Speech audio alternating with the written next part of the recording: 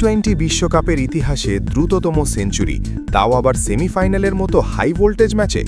Eden গার্ডেন্সের মাঠে দক্ষিণ আফ্রিকাকে আক্ষরিক অর্থেই খড়কুটোর মতো উড়িয়ে দিয়ে 2026 টি-20 বিশ্বকাপের ফাইনালে পৌঁছে গেল নিউজিল্যান্ড। ফিন অ্যালেন এবং টিম সিফর্টের সেই বিধ্বংসী ব্যাটিং দেখে মনে হচ্ছিল যেন কোনো ভিডিও গেম চলছে। বুধবার 4 মার্চ কলকাতার ঐতিহাসিক ইডেন গার্ডেন্সে মুখোমুখি হয়েছিল নিউজিল্যান্ড এবং দক্ষিণ আফ্রিকা।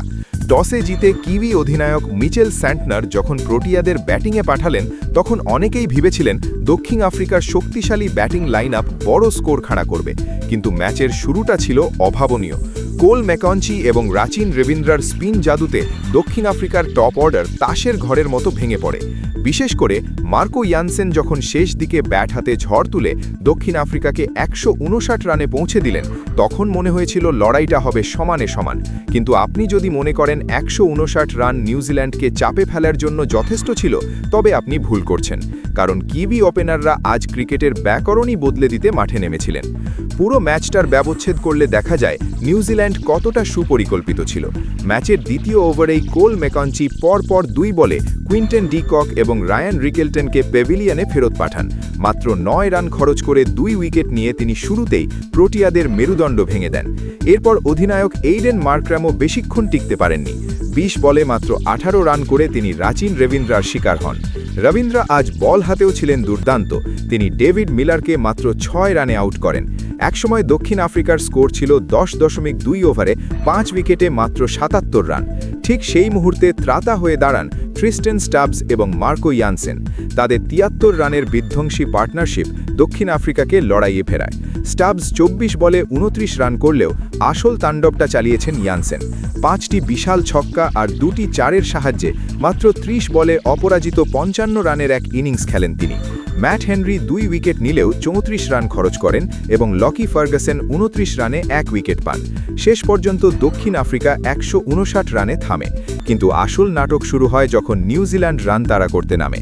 টিম সিফর্ট এবং ফিন অ্যালেন প্রথম 9.1 ওভারেই 117 রানের পার্টনারশিপ করে দক্ষিণ আফ্রিকাকে ম্যাচ থেকে ছিটকে দেন।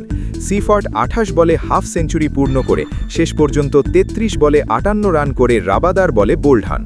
বন্ধুরা, ফিন অ্যালেনের এই অতিমানবিক ব্যাটিং যদি আপনাদের ভালো লেগে থাকে এবং আপনি যদি মনে করেন এটিই বিশ্বকাপের ইতিহাসের সেরা সেমিফাইনাল ইনিংস, তবে ভিডিওটিতে একটি লাইক দিন।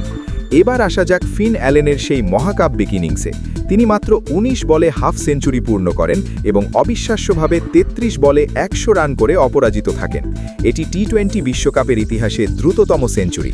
তার এই ইনিংসে ছিল 8টি ছক্কা আর 10টি চারের মার। রাচিন রবীন্দ্রা 11 বলে 13 রানে অপরাজিত থেকে নিউজিল্যান্ডকে 12.5 ওভারেই জয়ের বন্দরে পৌঁছে দেন। 9 উইকেটের বিশাল এই জয়ে নিউজিল্যান্ড তাদের ফাইনালে যাওয়ার টিকিট নিশ্চিত করে। এই জয়টি নিউজিল্যান্ডের জন্য ঐতিহাসিক, কারণ এর আগে বিশ্বকাপে দক্ষিণ আফ্রিকার বিরুদ্ধে টানা 5টি ম্যাচে তারা হেরেছিল। ইডেন গার্ডেন্সে সেই অভিশপ্ত রেকর্ড ভেঙে প্রথমবারের মতো প্রোটিয়াদের হারিয়ে ফাইনালে গেল কিউইরা। অন্যদিকে অপরাজিত থেকে সেমিফাইনালে আসা দক্ষিণ আফ্রিকাকে আবারও চোকার্স তকমা নিয়ে মাঠ ছাড়তে হলো।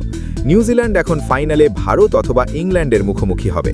আপনাদের কি মনে হয়, ফাইনালে নিউজিল্যান্ডের প্রতিপক্ষ হিসেবে কাকে দেখা যাবে, ভারত নাকি ইংল্যান্ড? কমেন্ট সেকশনে আপনার মতামত অবশ্যই জানান। ক্রিকেটের এমন সব রোমাঞ্চকর খবরের জন্য আমাদের সাথেই থাকুন। ধন্যবাদ।